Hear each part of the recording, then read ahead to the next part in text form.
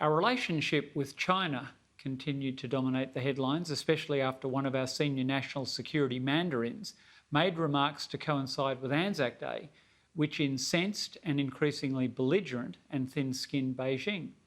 But in my view, the past 24 hours may well set the tone for the remainder of this term of the Parliament, if not the remainder of the Morrison Prime Ministership. So this week, my focus is firmly on domestic politics.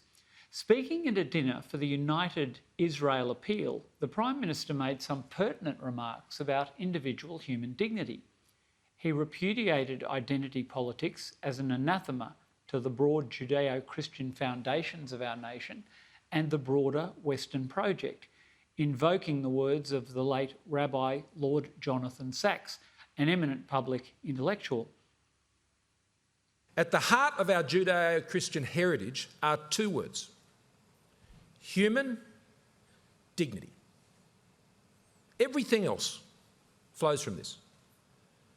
And seeing the inherent dignity of all human beings is the foundation of morality. It makes us more capable of love and compassion, of selflessness and forgiveness.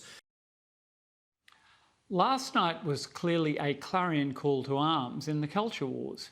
The choice of audience was shrewd, and it built on the Prime Minister's earlier speech to a Christian audience on the Gold Coast. Now, having eschewed the culture wars as a distraction at one point during the COVID pandemic last year, the Prime Minister seems to have finally drawn a line in the sand this week.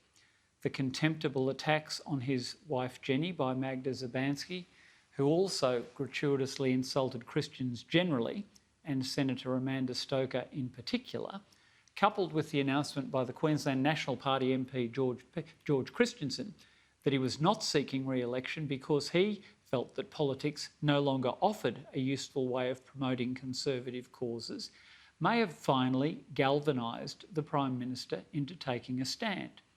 Many in the Conservative wing of the coalition, I suspect, heaved a sigh of relief.